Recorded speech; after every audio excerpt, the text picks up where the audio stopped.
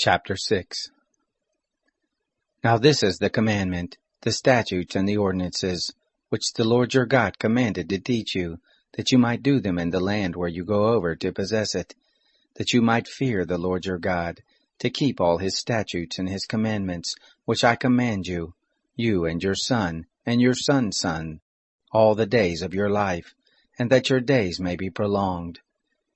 Hear therefore, Israel, and observe to do it, that it may be well with you, and that you may increase mightily, as the Lord, the God of your fathers, has promised to you, in a land flowing with milk and honey. Hear, Israel, the Lord is our God, the Lord is one. And you shall love the Lord your God with all your heart, and with all your soul, and with all your might. These words which I command you this day shall be on your heart, and you shall teach them diligently to your children, and shall talk of them when you sit in your house, and when you walk by the way, and when you lie down, and when you rise up. You shall bind them for a sign on your hand, and they shall be for symbols between your eyes. You shall write them on the doorpost of your house, and on your gates.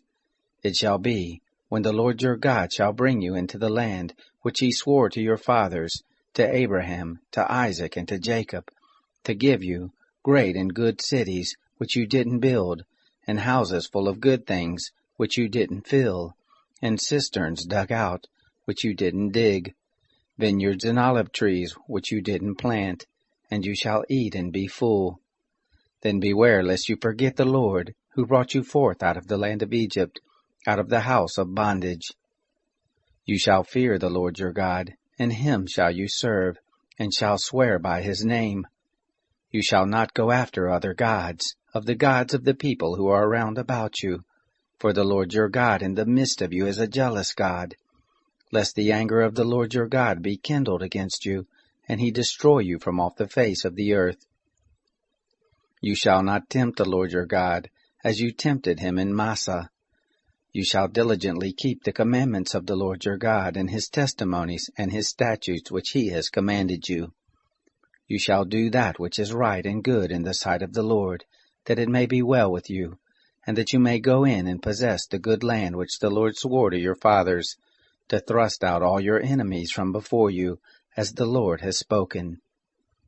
When your sons ask you in time to come, saying, What mean the testimonies and the statutes and the ordinances which the Lord our God has commanded you?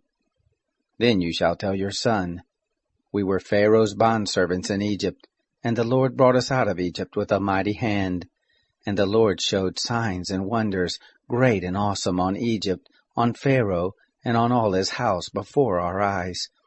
And he brought us out from there, that he might bring us in, to give us the land which he swore to our fathers. The Lord commanded us to do all these statutes, to fear the Lord our God, for our good always, that he might preserve us alive as at this day. It shall be righteousness to us, if we observe to do all this commandment before the Lord our God, as he has commanded us.